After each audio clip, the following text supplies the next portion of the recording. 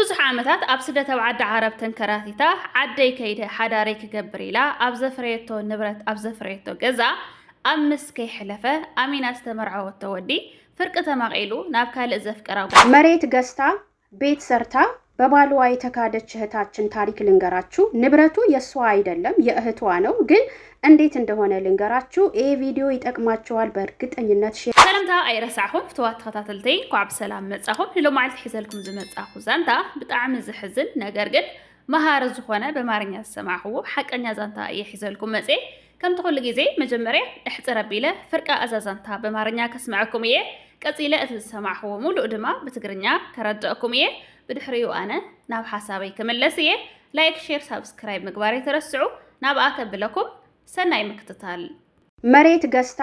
ቤት ሰርታ በባልዋ የተካደች እህታችን ታሪክ ልንገራችሁ። ንብረቱ የሷ አይደለም የእህቷ ነው፣ ግን እንዴት እንደሆነ ልንገራችሁ። ይሄ ቪዲዮ ይጠቅማችኋል በእርግጠኝነት። ሼር ኮፒ ሊንክ አድርጉት። እንዲሁም ኢትዮጵያ ውስጥ ያላችሁ ሰዎችም ውጪ ሀገርም ያላችሁ ሰዎች ይህንን ቪዲዮ ብታዳምጡኝ በትዕግስት ጥሩ ነው። እህትዮ እዚህ አረብ ሀገር ነው ያለችው። ሁለት እህትማማቾች ናቸው። እዚህ አረብ ሀገር ነው የሚኖሩት። አንዷ እዚህ ሀገር ከመጣች በጣም ቆይታለች። ነገር ግን ብር አላት። ኢትዮጵያ ግን ምንም አይነት ንብረት የላትም። አንዷ ደግሞ ከዚህ ሀገር ከመጣች የተወሰኑ አመታቶችን አስቆጥራለች። ግን ብዙ መቆየት ስለማትፈልግ የስራ ብር ይዛ ወደ ኢትዮጵያ ትሄዳለች። ከመሄዷ በፊት ሁለት እህትማማቾች ተመካክሯል። እህቴ እስከምትመጪ እኔ መሬት ገዝቼ ቤት ሰርቼ ልትመጪ ደግሞ ጥቂት ቀናቶች ሲቀር የቤት ውስጥ እቃ ሞልቼ እጠብቅሻለሁ፣ ፋርጌ እጠብቅሻለሁ አለቻት። ያው እህቷ አይደለች ስደት ላለችው እህቷ መልካም ነገር ነው የተመኘችውም ያሰበችውም። ነገር ግን እንዳሰበችው አልሆነላትም ማለት ነው። ከዛ ኢትዮጵያ ትሄድና በሄደች በሁለት ወርዋ ታገባለች። ካገባች በኋላ ደግሞ ልክ 5 ወር አካባቢ ሲሞላ እህቷ ጋር ትደውልና እህቴ መሬቱን ልግዛልሽ ቤት ልስራልሽ ትላታለች።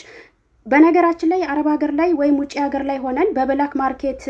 ንብረት መግዛት ኢትዮጵያ ውስጥ አደጋ እንዳለው የገባኝ አሁን ነው። ምክንያቱም ቢያንስ እንኳን በህጋዊ ከሆነ የላኩት ብር ይሄ ነው መረጃ አለኝ ብላችሁ መክሰስ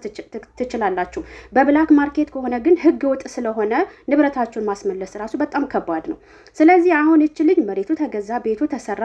ልክ እንዳለቀ ተከራየ። ከተከራየ በኋላ ሰውየው እዚ ዛንታ ብሕፅር ዝበለ ኣብ ስደት ኣብ ዓዲ ዓረብ ክልተ ዓባይን ንእሽተይን ክልተ ኣሕዋት ይሰርሓ ነይረን። እዚ ዓባይ ሓፍታ ንብዙሕ ዓመታት ዝሰርሐት ነገር ግን ገንዘብ ጥራሕ ኣኪባ እምበር ኣብ ዓዲ መሬት ይኹን ገዛ ዘይሰርሐት፣ እዛ ንእሽተይ ሓፍታ ድማ ዝተወሰነ ዓመታት ጥራይ ኣብ ዓዲ ዓረብ ዝሰርሐት ብተን ኣኪባተን ዘላ ዝሰርሐተን ገንዘብ ድማ ገዛ ይኹን መሬት ከይገዝአት ዓዳ ተመሊሳ ስርሓ ከፊታ ሓዳራ ጌራ ህይወታ ክትቀፅል ትሓስብ ማለት እዩ። እዛ ንእሽተይ ሓፍታ ነዛ ዓባይ ሓፍታ እዚ ሓሲባቶ ዘላ እዚ ትምነዮ ሓሳባ ተካፍላ ንዓዲ ምስ ተመለሰት ድማ እዛ ዓባይ ሓፍታ ገንዘብ እናሰደደት ንሳ ኣብ ዓዲ ኮይና መሬት ገዚኣ ገዛኣ ስሪሓ ወዲኣ ኣጋ ንዓዲ ንክትኣቱ ከላ ንክትቀራረብ ከላ እዛ ዓባይ ሓፍታ ድማ ናብዚ ዘስርሐትላ ገዛ ንብረት ገዚኣ ኩሉ ነገር ኣዳልያ ኣብ ገዝኣ ክትቅበላ ከም ዝኾነት ትነግራ። እዚ ዓባይ ሓፍታ ብዙሕ ዓመታት ሰሪሓ ጥራይ ገንዘብ ምእካብ እምበር ገዛ ይኹን መሬት ስለ ዘይነበራ ድማ ብሓሳብ ናይ ንእሽተይ ሓፍታ ትስማዕማዕ እሞ እዛ ንእሽተይ ሓፍታ እተን ዘለዋ ኣኪባ ዓዳ ትኸይድ። ዓዳ ምስ ከደት ድማ ድሕሪ 2 ኣዋርሕ ተሞርዕያ ሓዳራ ትገብር። ኣብ ሓዳራ 5 ኣዋርሕ ምስ ፀንሐት ድማ ነዛ ዓባይ ሓፍታ ደው ኢላ መሬት ክገዝአልክ እሞ ገንዘብ እናሰደድክ ድማ ገዛ ከስርሐልክ ትብላ ማለት እዩ። ካብኡ መሬት ትገዝአላ። እዚ ሰብኣያ ምስ ኣኸሎ መሬት ተገዚኡ እዚ ዓባይ ሓፍታ ገንዘብ እናሰደደት ገዛ ተሰሪሑ ይውዳእ። ተሰሪሑ ምስ ተወድአ ድማ ምክራይ ይጅምር። ምስ ተኻረየ እንታይ ይገብር እዚ ተመርዒዋ ዘሎ ሰብኣይ ኣብ ልዕሊ ሓዳሩ ከቢድ ገበን ይፍፅም። ንሳ ብሕርቀት ተደፋፊኣ ንፋታሕ ንኽትብሎ ማለት እዩ። ካብኡ እዛ ጓል ድማ ልዕሊ ዓቕማ ስለ ዝኾና ክፋትሑ ከም ዘለዎም ትሓቶ፣ ንሱ ድማ ናብ ሕጊ ከይዱ ፍርቂ ንብረት ኢሉ ይኸሳ ማለት እዩ። ናብ ሕጊ ከይዱ ክኸሳ ከሎ ኣብ ሓዳር ውሽጢ ካብ ዝመርዓው ድሕሪ 5 ወርሒ እዚ መሬት ስለ ዝገዝእዎ ካብ መጀመርያ ኣጽኒዑ ስለ ዝኣተወ ፍርቂ ንብረት ኢሉ ይኸሳ። ወላ ኣምስ ዘየውፅአ ወዲ ንሳ ናይ ሓፍታ ገንዘብ ተቐቢላ መሬት ገዚኣ ናይ ሓፍታ ገንዘብ እናተቐበለት ዘስርሐቶ ገዛ ካብ ስደት ተመሊሳ ዘለዋ ቅርሺ ዘለዋ ንብረት ናይ ሓፍታ ገዛ ክንደይ ክድመር ይኽእል ክንደይ ዝኣክል ንብረት ክንደይ ዝኣክል ዋጋ ከም ዘለዎ ኩሉ ኣብዘን ምስ ሓዳር ዝገበረለን ሰዓት ኩሉ ነገር ኣጽኒዑ ኣብ ሕጊ ኸይዱ ይኸሳ ማለት እዩ ናይ ሓፍተይ እዩ ክትብል ከላ ንሕጊ ንሱ ድማ ናይ ሓፍታ ኣይኮነን ናተይ ፍርቂ ናታ ድማ ፍርቂ ናይ ክልቴና ገንዘብ ኣዋፂና ዝገዛእናዮ መሬት ብድሕሪኡ ኣዋፂና ዘስራሕናዮ ደኺምና ዘስራሕናዮ ዳ እምበር ናይ ሓፍታ ኣይኮነን ኢሉ ሓዳር ምስ ገበሩ ከም ዝገዝእዎ ዕለቱ መዓልቱ ኣብ ዝወረቐት ዘሎ ፌርማ ንዋዕሉ ንሕገር እዩ ብሕጊ ንሱ የሸንፋ ማለት እዩ ኣሸኒፉ ድማ ኩሉ ንሱ እንሳ ዘፍረየቶ ንሱ ጥራሕ ኢሉ ዝኣተወ ወዲ እዛ ተመርዒዋ ዘሎ ዛ ንእሽተይ ሓፍታ ንዋዕሉ ዝሓዘቶ ዘፍረየቶ እዚ ናይ ሓፍታ ገዛ ኩሉ ነገር ፍርቂ ብሕጊ ተተሚኑ ፍርቂ ተመቒሉ ይኸይድ ማለት እዩ ካብኡ እዚኣ ድማ ብጣዕሚ ትጭነቕ እሞ እንታይ ትገብር ሓቀኛ በዓልቲ ማዕተብ ስለ ዝኾነት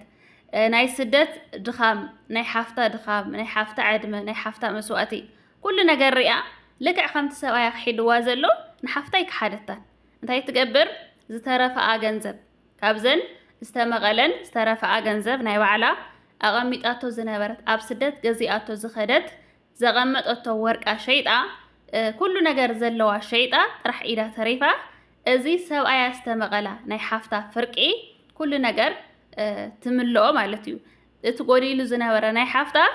መሊኣ ጥራሕ ኢዳ ተሪፋ ናብ ሓፍታ ትድውለላ ናብዛ ስደት ዘላ ዓባይ ሓፍታ ማለት እዩ ብድሕሪኡ ደው ኢላ ሰብኣየይ ከምዚ ገይሩኒ ከምዚ ገይሩ ከሲሱ ድማ ፍርቂ ስለ ዝተመቐለ እቲ ዝነበረኒ ወርቀይ ይኹን ዝተረፈኒ ገንዘበይ ኩሉ ሸይጠ ናብ ናትክ ስለ ዝተካእኽዎ ናብ ናትክ ስለ ዝመላእኽዎ ኣነ ጥራሕ ኢደይ ስለ ዝተረፍኩ ተመሊሰ ስደት ክመጽእ እየ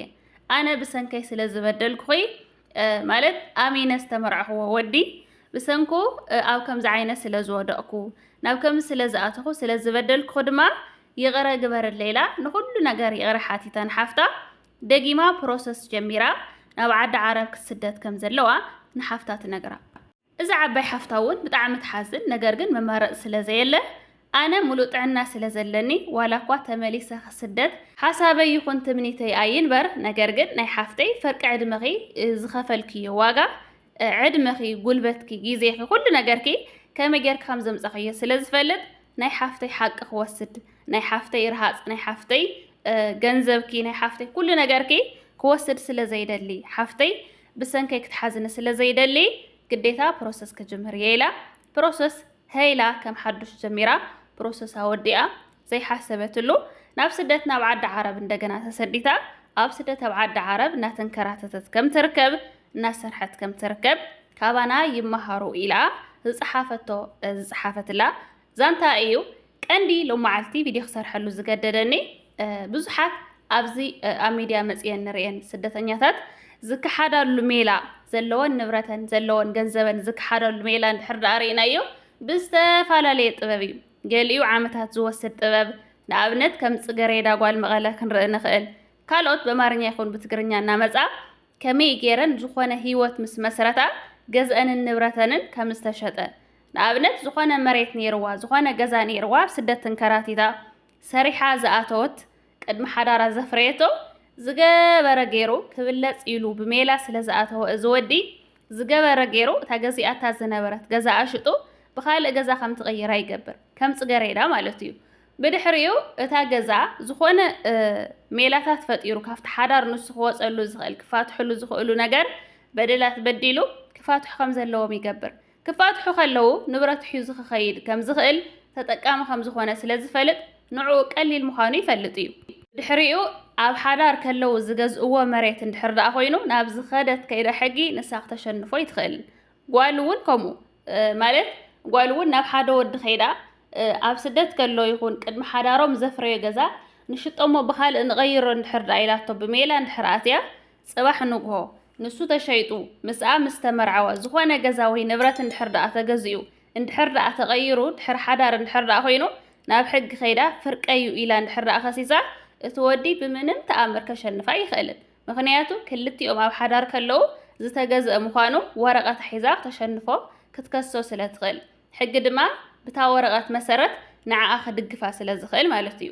በለፀኛታት ሰባት ኣብ ሂወትካ እንድሕር ደኣ ኣትዮም ካብ ስደት ተመሊሱ ሓዳር ክምስረት ከሎ ዝበዝሕ ግዜ ደቂ ኣንስትዮ እየን ዝታለላ ደቂ ኣንስትዮ እየን ዝክሓዳ ዋላ ኣወዳት ኣይክሓዱን ማለት ኣይኮነን ይክሓዱ እዮም ነገር ግን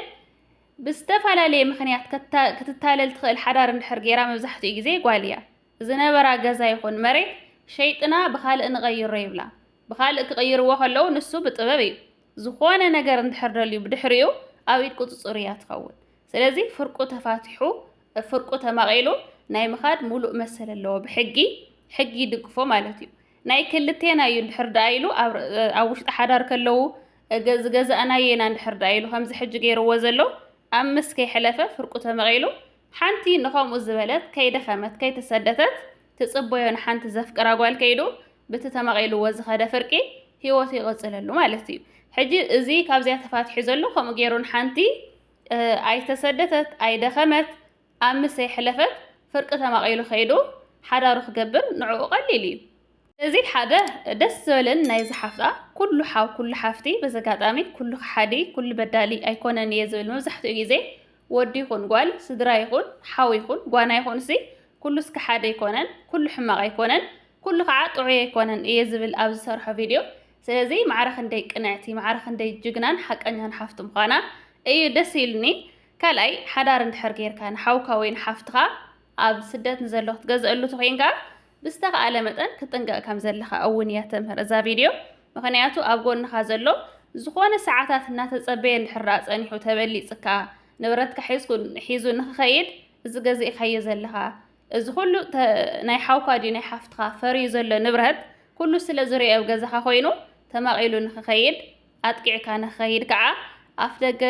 ትፈጥረሉ ኣለኻ ወይ ድማ ተመቻችየሉ ኣለኻ ማለት እዩ ስለዚ እንተንጥንቀቕ እየ ዝብል መሃሪት ኮይና ስለ ዝረኸብክዋ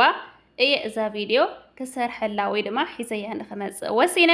ተማሂርኩምላ ክትኮኑ ድማ ተስፋ ይገብር ንሎመዓልቲ ዝነበረትና ፃንሒት እዚኣ እያ ትመስል ኣብ ቀፃሊ ቪድዮ ክስካዕ ንራኸብ ሰሰናይ ንዓኹም ባይ ባይ